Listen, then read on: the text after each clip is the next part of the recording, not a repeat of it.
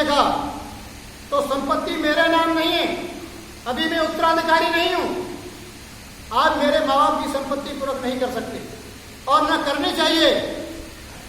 और अगर तुम उनकी शक्ति के बल पर संपत्ति पूरक करोगे तो मेरे माँ बाप संपत्ति विहीन होकर के संकट में पड़ जाएंगे, विपत्ति में आ जाएंगे और बेगुनाह को दंड मिलेगा। इसलिए मेरे माँ बाप की कोई गलती नहीं। आपके संघ का मैं सदस्य हूं, उल्लंघन मैंने किया है, दंड मुझे मिलना चाहिए। और आपके पास केवल एकमात्र विकल्प बचता है दंड का, देश निकारे का। तो आप किंकित विमूढ़ मत होइए। मैं स्वेच्छा से इस दंड को स्वीकार करता हूं और मैं इस बात की चर्चा राजा प्रसेनजीत से नहीं करूंगा।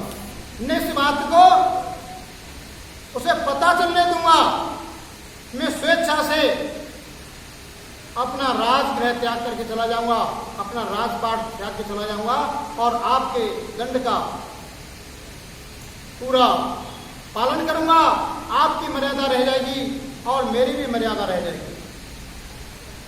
लेकिन सेनापति को चिंता थी, क्या राजा शुद्धोधन इन्हें प्रवजित होने की अनुमति दे देंगे? क्या युवा सुंदरी शीलवान पद को चाहने वाली मर्यादित पत्नी यशोधरा अपने पति को प्रवजित होने की दुधुमोए बच्चे के साथ में क्या पिता के बच्चे को मोह को देखते हुए, पति प्रेम को देखते हुए यह अनुमति दे देगी कि आप चले जाइए? तो उन्होंने उस शंका का भी समाधान करते हुए प्रसेनजीत से कहा, सेनापति से कहा कि आप किंचित विमूढ़ न हो, यह मेरा दायित्व है, यह मेरा कर्तव्य है कि मैं अपने माँ बाप से अनुमति लूं और पत्नी को सहमत करूं और न भी हो तब भी मैं अपने कर्तव्य का पालन करूं। सेनापति को कुछ ढांढस बना, क्योंकि उसका मखौल संघ के सामने बनने वाला था। यह चर्चा सदन में हो रही थी, तभी एक युवक ने खड़े होकर के कहा कि हमें पूरा यकीन है कि सिद्धार्थ गौतम जैसा कह रहे हैं वैसा ही करेंगे, इसलिए इसमें कोई शंका नहीं की जानी चाहिए। और जब इस बात से सेनापति आश्वस्त हुआ तो एक सुझाव और एक युवा ने रखा कि अब कुछ समय के लिए युद्ध को टाल देना चाहिए। अगर मान लो सुबह ही सिद्धार्थ गौतम अभी आपकी आंखों से ओझल होते ही गृह त्याग करके जाते हैं, राज्य सीमा से निकलते हैं और ये पूरे राज्य में बात जग जाहिर है और दूसरे दिन आप युद्ध शुरू करते हैं, तो ये दोनों घटनाएं कि युद्ध होना और युद्ध के राजघराने के सदस्य सिद्धार्थ गौतम का राज त्याग करके जाना, कौशल नरेश को पता लग जाए। वो निश्चित सोचेगा संघ की ही गड़बड़ है, संघ ने ही उल्लंघन के अभाव में देश निकारा दिया है, तब भी कौशल नरेश हमको सहयोग नहीं करेगा। ऐसी स्थिति में हमें युद्ध को कुछ समय के लिए टाल देना चाहिए ताकि सिद्धार्थ गौतम के घर प्रवजित होने के बाद में कुछ समय अंतराल गुजर जाएगा और उसके बाद में अगर हम युद्ध करते हैं तो राजा प्रसेनजीत इस बात का अनुमान नहीं लगा पाएगा कि युद्ध की घटना का संबंध कोई उसके गृह प्रवजित होने से। उस युवक की बात को मानते हुए सदन ने फैसला लिया और पुनर्विचार के आधार पर युद्ध को कुछ समय के लिए स्थगित कर दिया गया। सभा विसर्जन के बाद में पूरे शहर में, पूरे जनपद में, राज्य में संघ में जो घटित हुआ था उसकी चर्चा घर घर तक पहुंच गई। सिद्धार्थ गौतम घर नहीं पहुंच पाए थे, तब तक उनके माता पिता, उनकी पत्नी को पता चल गया। उनके माता पिता राजा सिद्धोधन और उनकी माता महाप्रजापति दुखी अवस्था में मिली और सिद्धार्थ के पहुंचने पर उन्होंने बताया कि तुम्हारे साथ जो कुछ भी सदन में हुआ है, तुमने जो कुछ निर्णय लिया है, यह सुनकर के हम बहुत दुखी हैं। इस बात से तो हम चिंतित थे कि युद्ध होगा, हमारे राज्य हित में नहीं है, पुनः खून खराबा होगा, हमारे राज्य की पहले से स्थिति खराब है, लेकिन संघ ने निर्णय ले लिया तो युद्ध तो होगा। उसकी विभीषिका से, उसके दुष्परिणामों से हम चिंतित थे, लेकिन यह हमें उम्मीद नहीं थी कि आप ऐसा निर्णय ले लेंगे कि मैं देश छोड़ करके चला जाऊंगा, मैं उस दंड को स्वेच्छा से स्वीकार कर लूंगा। ऐसा आपने निर्णय क्यों लिया? आप आते, हम संघ को समझाते, हो सकता है वो तुम्हें सजा देने का प्रस्ताव भी स्थगित कर देते। सिद्धार्थ गौतम ने कहा, फिर मुझे कोई मर्यादित नहीं कहता, फिर मुझे मर्यादित नहीं कहता। भारत की सरजमी पर बहुत सारे मर्यादित हुए हैं, लेकिन सिद्धार्थ गौतम महामाया के पेट से जन्म लेने वाला मर्यादित, अहिंसक, दयालु, करुणामयी, न्यायप्रिय दूसरी मिसाल विश्व में नहीं मिलती। ऐसा लाल भारत की जमीन में पर पैदा हुआ सिद्धार्थ गौतम केवल और केवल अकेला है। इस बात को सुनने के बाद में सिद्धार्थ गौतम ने कहा, पूज्य पिताजी, मैंने अपने तर्क के आधार पर, अपने ज्ञान के आधार पर यह आशा और उम्मीद की थी कि मैं सदन को समझाने में सफल होऊंगा कि युद्ध न हो, लेकिन सारे सेनापतियों ने युवाओं को इतना आंदोलित कर दिया कि वो मेरी बात को सुनने की स्थिति में नहीं रही। इसलिए मुझे भी अफसोस है कि युद्ध का जो निर्णय हुआ वो संघ का गलत था, लेकिन मैंने अपने कर्तव्य का पालन किया है, मैंने दंड को स्वेच्छा से स्वीकार किया है। और आप चिंता न करें, यह मनुष्य का कर्तव्य है कि न्याय के पथ पर, सत्य के पथ पर हमेशा अटक रहना चाहिए, विचलित नहीं होना चाहिए। मां को समझाते हुए कहा, मां तुम क्षत्राणी हो, तुम ऐसे आंसू क्यों बहाती हो? अगर मैं युद्ध का सैनिक बन करके भागने ले जाता और उस रण कौशल में अगर मैं मारा जाता, उस युद्ध में मारा जाता, तब भी तो अपने आंसुओं को आप पहुंचते। तो ये आंसू बहाना आपको शोभा नहीं देता।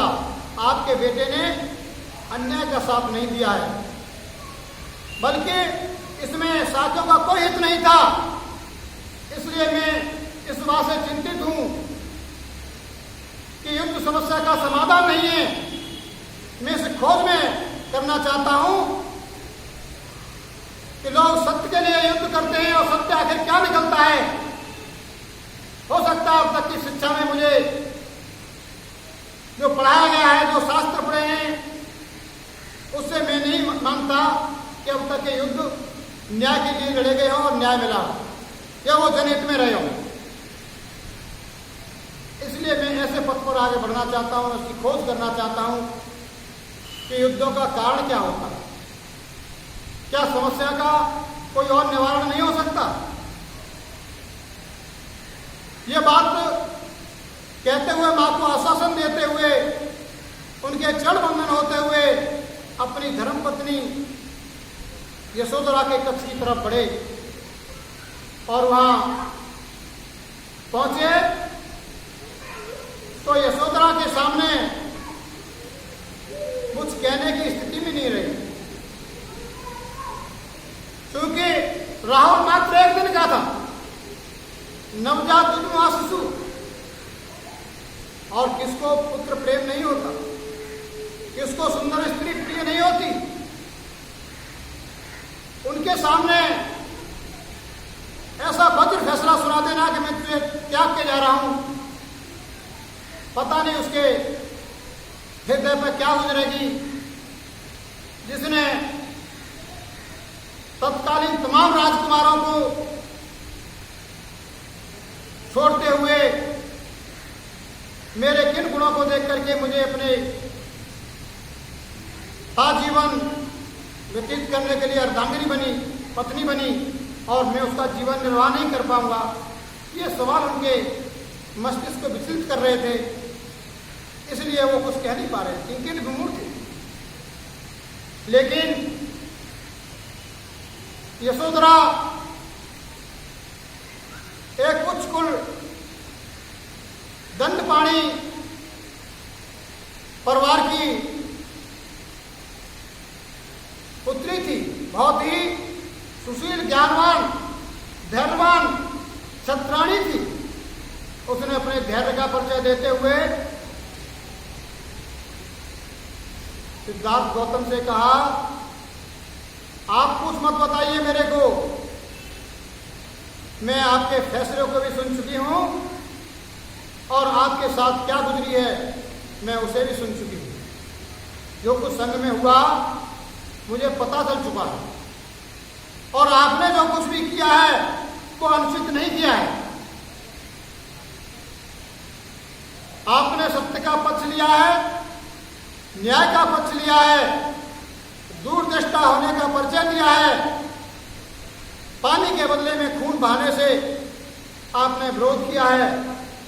मैं भी क्षत्राणी हूं, और आप चाहे बाहर रह करके अन्याय के खिलाफ संघर्ष करें या शांति के मार्ग पर बढ़ करके न्याय का रास्ता, लोक कल्याण का मार्ग खोजें, मैं उसी धैर्य के साथ, उसी वीरता के साथ जो एक वीर पुरुष की वीरवान पत्नी होती है, जो एक क्षत्रिय कुल की क्षत्राणी का जो कर्तव्य होता है, मैं उसे पूर्ण निभाऊंगी। आप चिंता न करें, आप सत्य के मार्ग पर हैं, आप अड़िग रहें, मैं तहे दिल से समर्पित भाव से आपका साथ निभाऊंगी, आपके पुत्र का पालन करूंगी, आपके माँ बाप की सेवा करूंगी, और मैं तो आपके साथ चलने के लिए भी तत्पर हूं। लेकिन आपका प्रिय पुत्र, मेरे जिगर का टुकड़ा राहुल अभी मात्र 1 दिन का है। अगर काश ये फैसला आपका अगर चल जाता तो मैं तो पुत्र को लेकर भी आपके साथ जंगल में चलती। लेकिन पुत्र निर्दोष राहुल का प्राण संकट में पड़ जाएगा, और आपके जाने पर माँ बाप को भी सेवा करने वाला और संकट में उन्हें विश्वास दिलाने वाला कोई नजर नहीं आता। इसलिए आप जहां भी हों, जहां भी जाएं, मुझे पूर्ण विश्वास है सारा मानव कल्याणकारी रास्ते की खोज करेंगे, और मैं एक सच्ची, निष्ठावान, समर्पित धर्मपत्नी होने का पूरा कर्तव्य निभाऊंगी। ऐसी मेरी मंगल कामना है कि आप जाएं और सत्य के रास्ते पर आगे बढ़ें। इतना समर्पित भाव, इतनी ज्ञानवान, इतनी उच्च कोटि की धैर्यवान दूसरी कोई पत्नी हमें नजर नहीं आती थी आपको। इसलिए सम्मानित उपासक उपासिकाओं, भगवान बुद्ध का साहित्य ज्ञानवर्धक ही नहीं, आपको कर्तव्यनिष्ठा सिखाता है, आपको न्याय का पथ पर चलाना सिखाता है, आपको धैर्यवान और वीर बनाता है। इसलिए भगवान बुद्ध के दर्शन से संसार में दूसरा इतना महान अहिंसक रास्ते पर बढ़कर के मानव कल्याण को प्राप्त करना और लोगों को न्याय दिलाना, दूसरा ऐसी नजीर किसी दूसरे साहित्य में नहीं मिलती। इसलिए सिद्धार्थ गौतम ने अपने माता पिता को और पत्नी को यह आश्वासन देते हुए, ये विश्वास दिलाते हुए कि मैं निश्चित रूप से एक ऐसे पथ की खोज करूंगा, एक ऐसे मार्ग की खोज करूंगा कि आखिर मनुष्य पतन की ओर जाता क्यों, अधतन को प्राप्त क्यों होता है, कारण क्या है कि मनुष्य हिंसक होता है। और हिंसा से कभी हिंसा आज तक समाप्त नहीं हुई। ये बात सिद्धार्थ गौतम ने संघ को भी समझाई थी कि आपका निर्णय गलत है। हिंसा से कभी हिंसा शांत नहीं हो सकती, बैर से बैर कभी शांत नहीं हो सकता, आग से आग को नहीं बुझाया जा सकता, और वैमनस्यता से कभी मित्रता स्थापित नहीं की जा सकती। केवल बैर को अबैर से,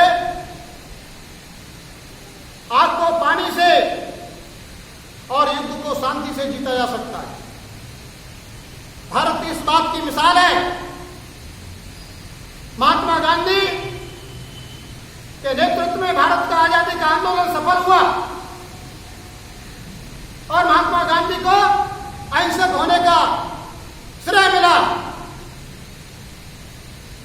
अन्यथा हिंसक होकर के अंग्रेजों के सामने भारतवासियों की कोई मिसाल नहीं थी कि देश को आजाद करा देती। इसलिए महात्मा गांधी भी तथागत बुद्ध के दर्शन से प्रभावित थे कि अहिंसा के माध्यम से ही आजादी को प्राप्त किया जा सकता है, और वो सफल हुए।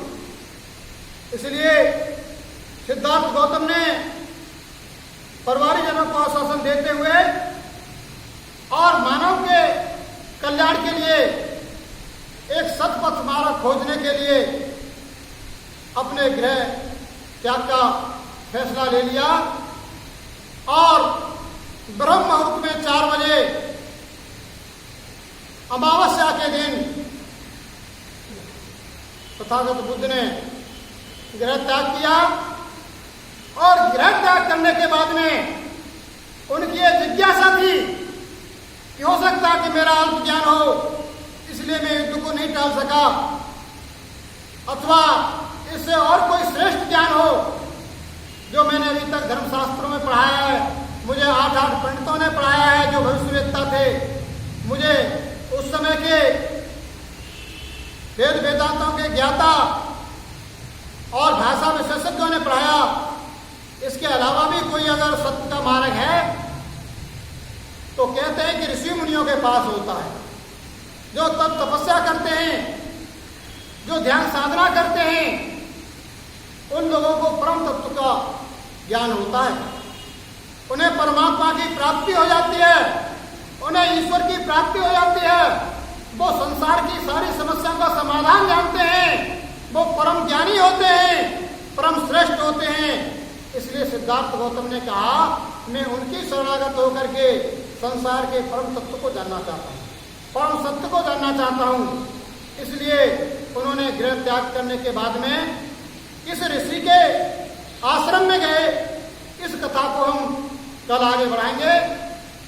इस कथा को आपने ध्यानपूर्वक सुना, निश्चित रूप से आपको ज्ञान लाभ होगा, आपके मन मस्तिष्क को शांति मिलेगी, और जो धर्म का पान करता है उसका जीवन सुगम और उन्नतशील होता है।